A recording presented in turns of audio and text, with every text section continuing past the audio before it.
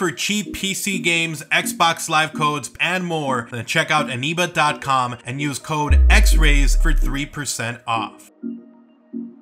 February of last year, Michael Condrey and Glen Schofield left Sledgehammer Games. It's not strange that people move on from companies or move away and do other things, but what was very strange about this whole situation was that Michael Condrey and Glen Schofield had left Sledgehammer Games during its title year. The same year that they were going to be the flagship Call of Duty. That content was still being worked on for that year. And strangely enough, not even later in the life cycle, maybe like the last month that the game was out, but February, merely months after Call of Duty World War II had launched. I think a lot of people had a lot of speculation and they had a lot of thoughts as to why they left, and there was a lot of rumors going around, but at the end of the day, it doesn't matter. Michael Condrey and Glen Schofield ended up being promoted to VPs, doing something, who knows or what. And today, actually, we got a little bit of information as to what was going on with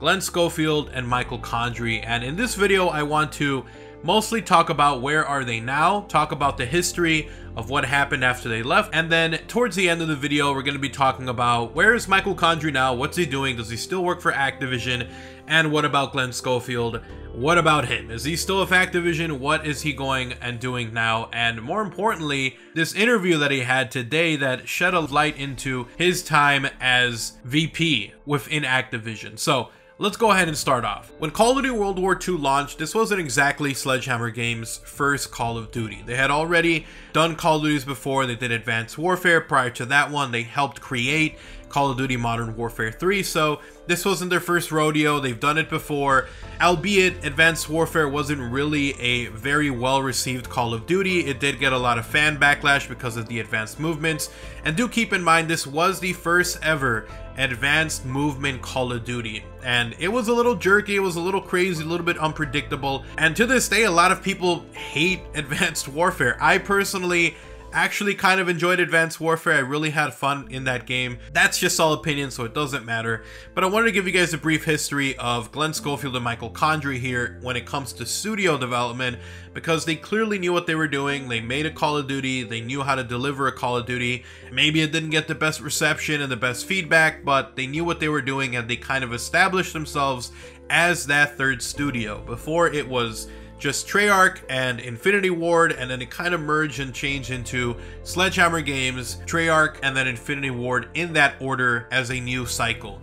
And so when Call of Duty World War II came out, there was a lot of actually excitement, a lot of people happy because we were returning to a boots on the ground experience. And isn't it kind of perfect that the same development studio that took us into the advanced movement mechanics that we saw start off super jerky in Advanced Warfare, turn into kind of a nice, smoother version in Black Ops 3, and continue on into Infinite Warfare, was now the studio that was going to bring us right back to boots on the ground. Call of Duty World War II comes out, and while it did get a great reception when it came to the fact that it was boots on the ground, the fact that the gunplay was pretty decent in my opinion, I feel like at the beginning a lot of people were kind of getting their feet wet, figuring out if this is really what they wanted, if a World War II setting was going to work.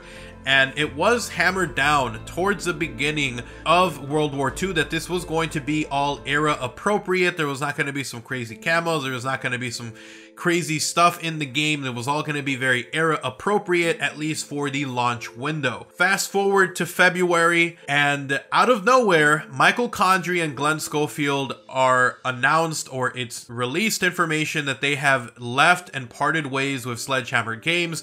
And Aaron, who has been with the studio for about as long as they have, has been promoted to the bigwig of Sledgehammer Games. Both of those guys leaving in the middle, not even in the middle, but I'd say in the first trimester, if this is their baby, their first trimester of their game. They had left the studio. It was very strange. I mean, why would the two bigwigs, the two main studio heads, leave a Call of Duty in the middle of its development year, in the year of it being the main Call of Duty? It's just strange, because even if there was some giant issue behind the scenes, even if there was something going on that couldn't be released to the public, you would assume that Activision would wait till the year was over and then quietly you know, promote him or do something, move him somewhere, and then it would be kind of easier to gloss over. The fact that it happened months into the game, in a year where the studio was still the main Call of Duty, is baffling.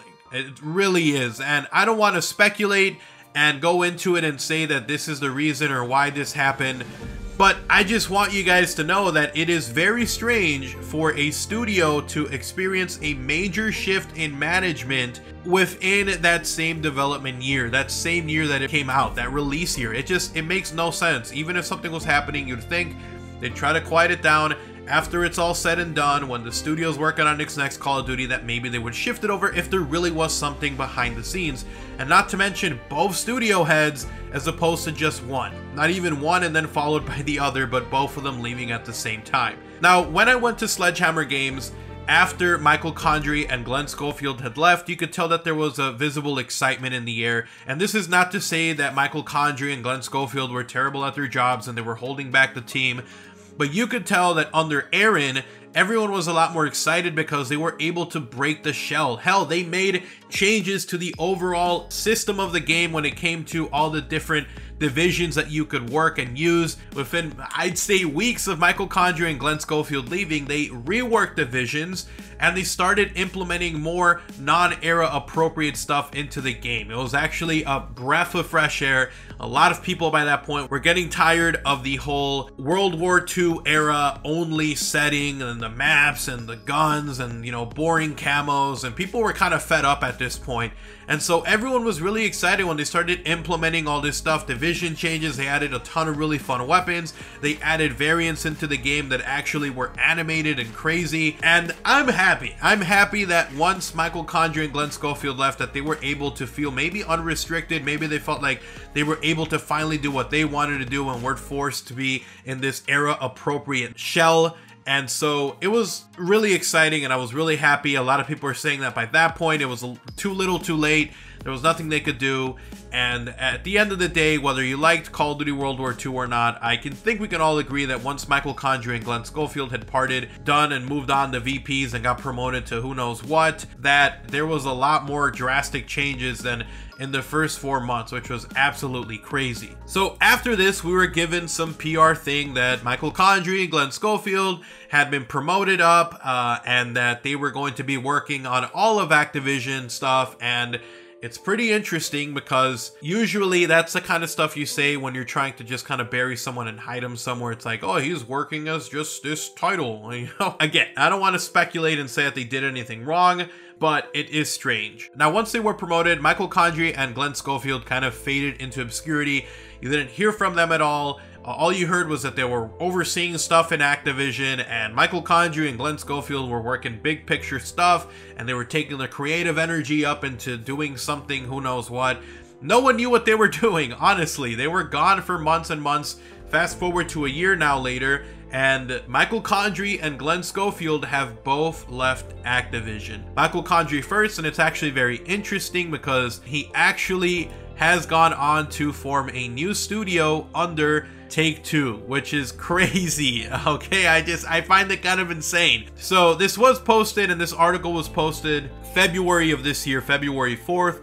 But this was an article posted on Business Wire, and the title is Take-Two Interactive Software Inc. and 2K name industry veteran Michael Condrey as president of new game development studio in Silicon Valley. So Michael Condrey right now is working for Take-Two, for 2K. He's got his own studio, he's got his own team, and now they're working on something else. So Michael Condrey has left Sledgehammer Games, was doing some VP work for Activision. A year later, ended up leaving the studio, and now he's formed his own studio or sub-studio, whatever you call it, within 2K, and now they're working on other stuff. So that's where Michael Condrey is currently. He's no longer working for Activision.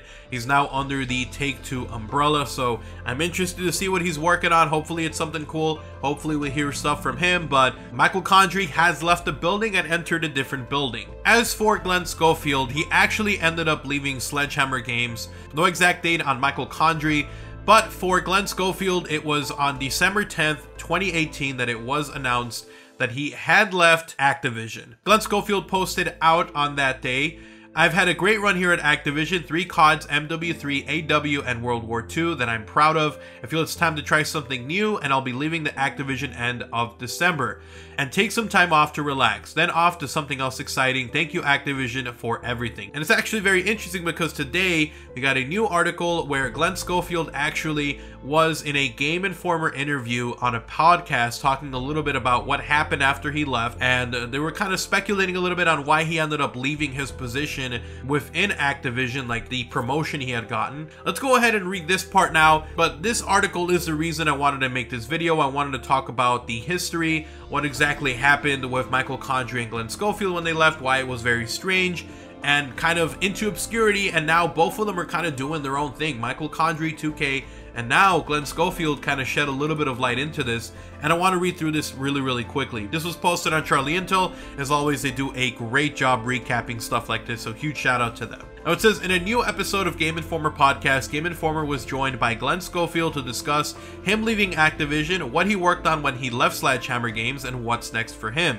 In 2018, 3 months after the launch of Call of Duty World War II, Activision announced that both Michael Condrey and Glen Schofield would no longer be studio heads at Sledgehammer Games, that they'd move on to new VP of Development roles at Activision. In December 2018, Condrey left Activision and started his own studio at 2K Games. Schofield's next move has not been confirmed, but he has also left Activision and is taking some time off and discussed his experience in this new podcast. Schofield says he's incredibly happy of what he created at Sledgehammer Games. When he moved to VP development at Activision, he was in a corporate position and was not working on anything Call of Duty related.